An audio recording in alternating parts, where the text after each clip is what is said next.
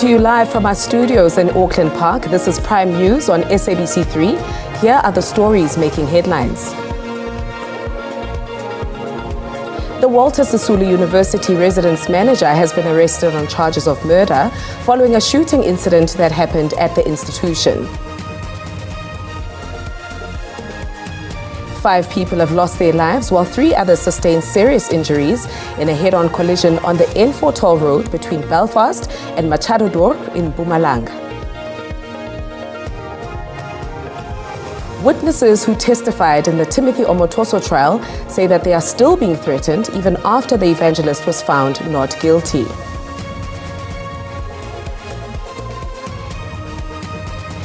Good evening and a warm welcome to Prime News on 3. I am Becky Mutumamolete and I will be taking you through our top stories shaping our world tonight. Without wasting any time, here's our top story.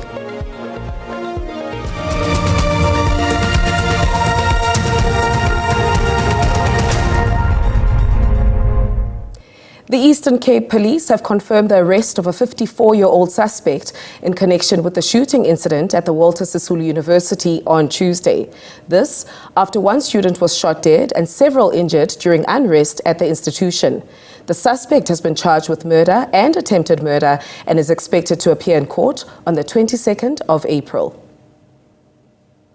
The family, to be honest, is very broken because they were looking forward to what is his name? Sisonke, to complete his program because they had a belief that he's going to change the life of the family and also change his life. The sad part is that the university then in their reports said he's an unregistered student. So that's what is stressing them more.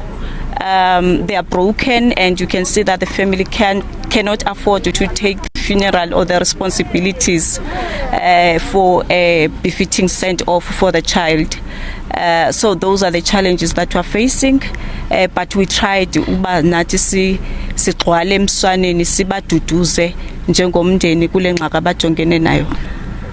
At this point, we don't have any commitments that we are going to make, but there is going to be a task team that is going to look at that, which is going to be led by the family, working closely with the Director General of the department.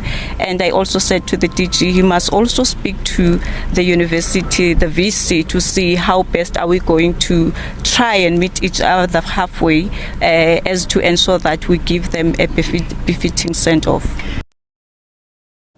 5 people have lost their lives while 3 others sustained serious injuries in a head-on collision on the N4 toll road between Belfast and Machado Dorp in Mpumalanga.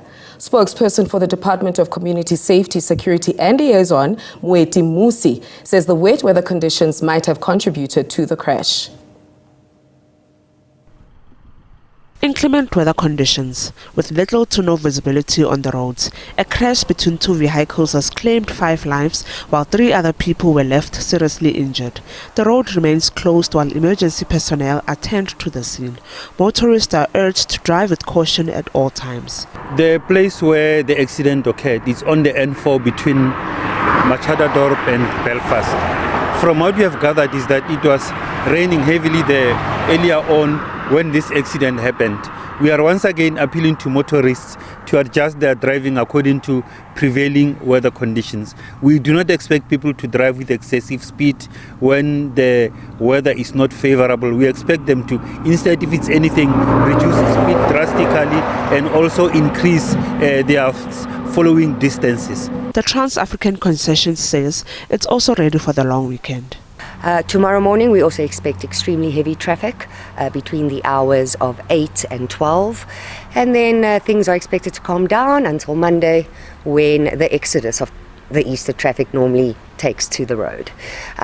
In terms of preparations from a TRAC's perspective for this weekend, we're obviously on full alert in terms of Track Assist. Track Assist is the free roadside assistance unit that TRAC has to assist the road users on the N4 free of charge 24 hours a day. So they're on full alert. Our 24-hour help desk is on full alert.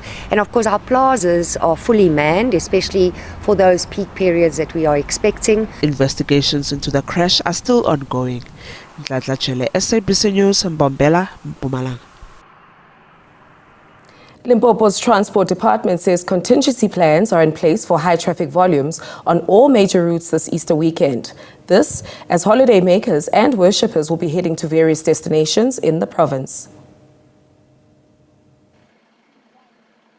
A year ago on Easter Eve, 46 Botswana nationals lost their lives on the Mpumalanga Bridge on their way to the St. Agnes Zion Christian Church for the Easter gathering.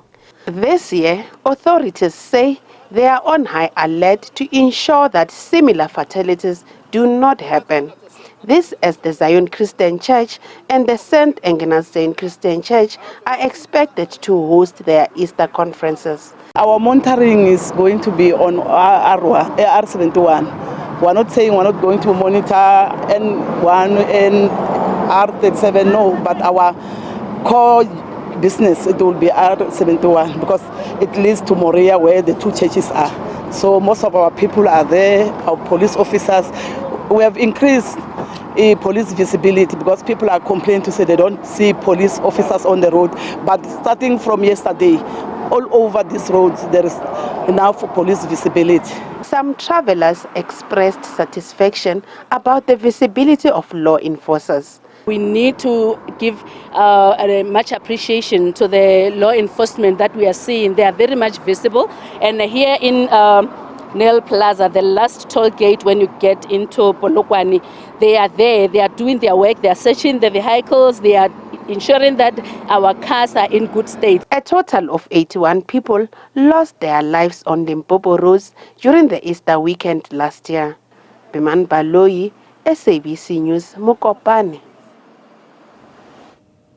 In the Western Cape, road traffic officials are conducting a roadblock at the Huguenot Toll Tunnel near Cape Town, where a large-scale roadblock is being conducted for compliance. The Huguenot Tunnel at Paarl, 50 kilometers north of Cape Town, is a major traffic pressure point. From this point, thousands of motorists make their way to other parts of the country. At this roadblock, the SABC, in partnership with provincial traffic authorities, checked vehicle and driver's licenses, conducted searches and inspections, and impounded vehicles not fit to be on the road. SAB's operations will be ongoing, and a plea is made to the public in general. There is going to be an abundance of liquor, and we know that many people will be at home not working.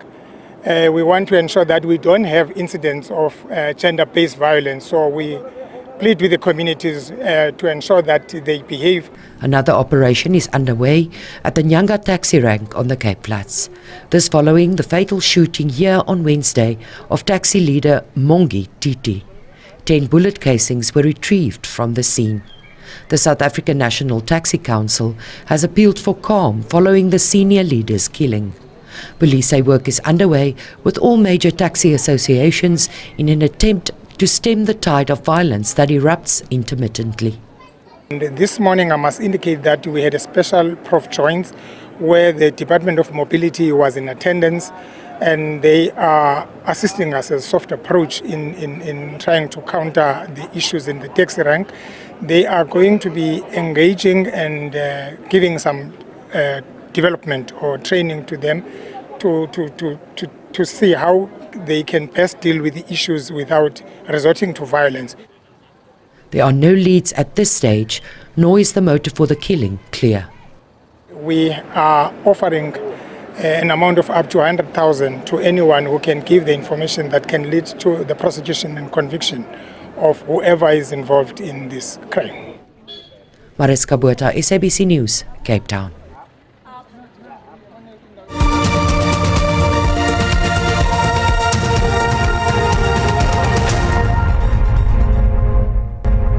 Welcome back.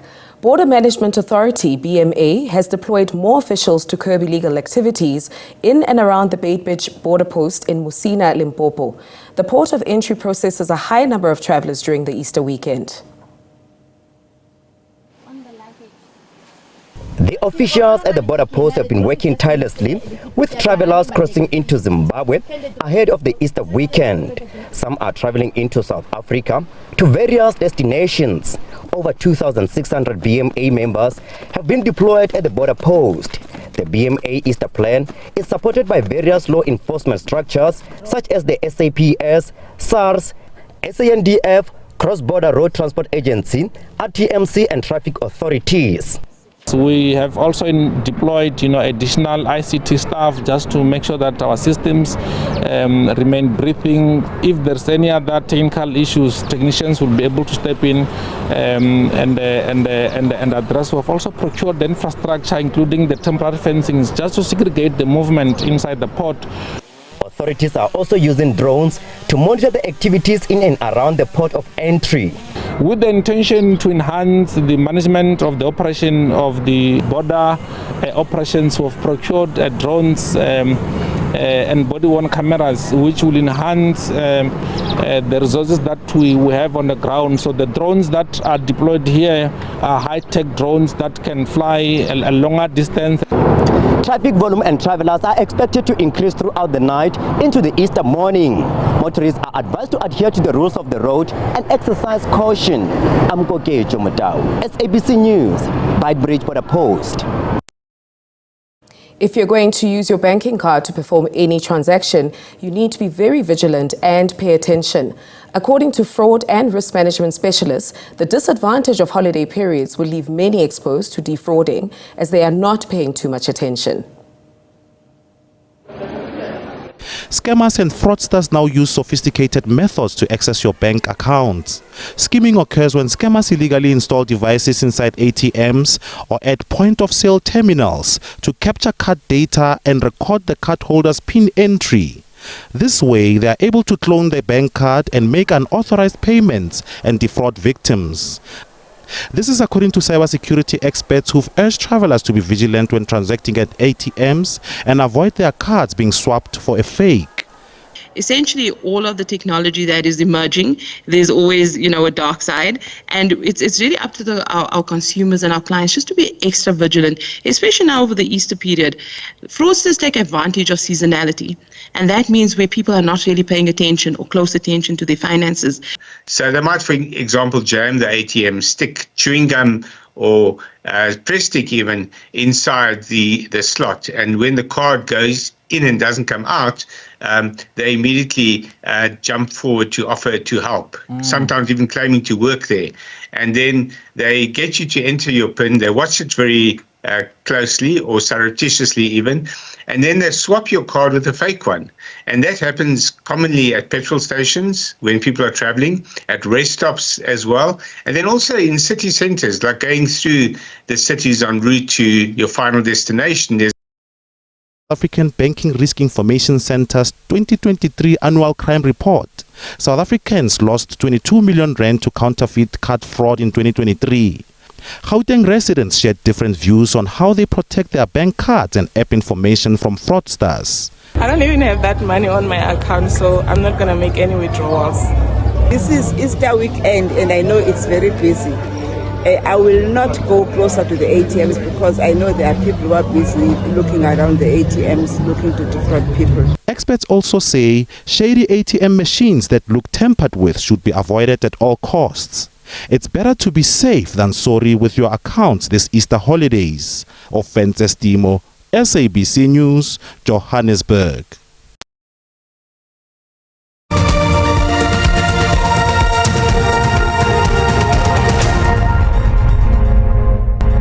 Thank you for staying with us.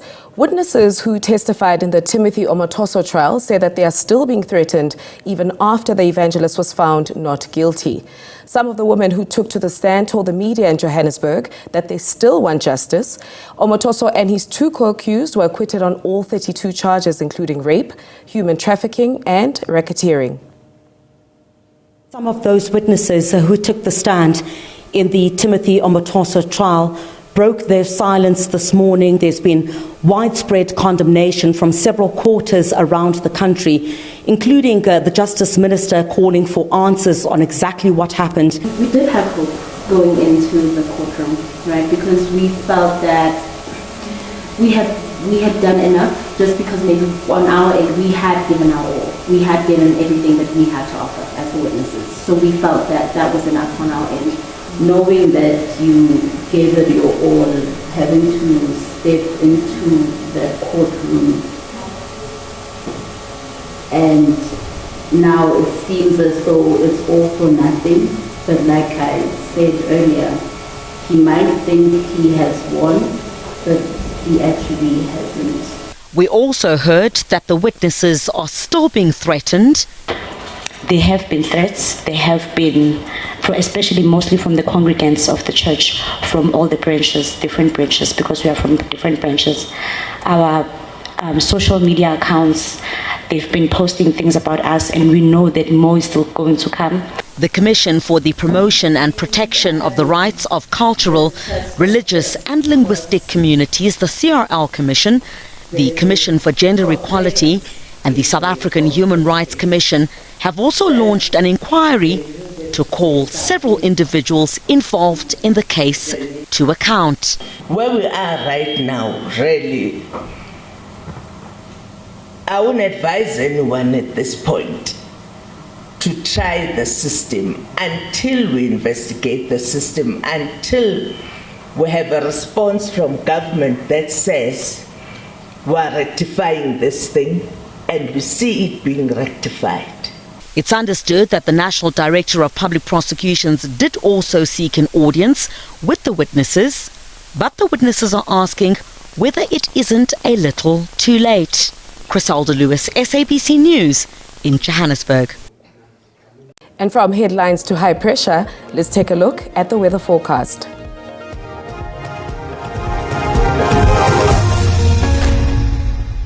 Good evening. Let's take a look at all your weather details for the next couple of days. Tonight sees clear conditions through the Northern Cape southwards in towards the Western Cape. Southeasters around the Cape Peninsula up to 25 kilometers an hour. Isolated showers expected in the northern parts of the country on the east coast as well.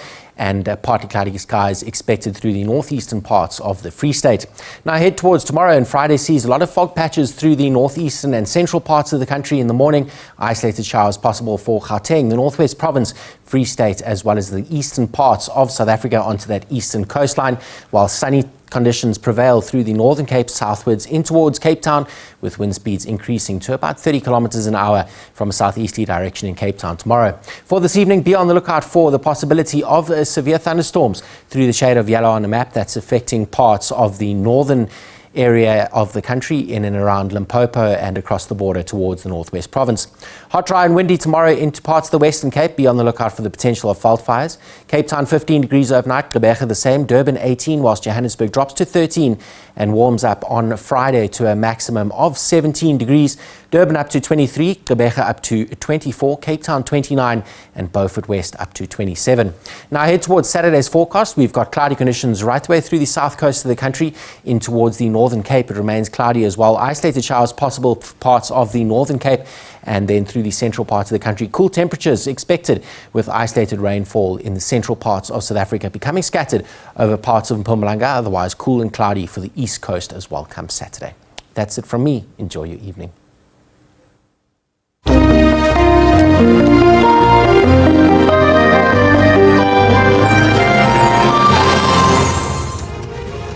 And that's a wrap for tonight as you prepare to enjoy the long weekend. I will be back with you tomorrow. Until next time, from me and the team, stay ahead. Good night.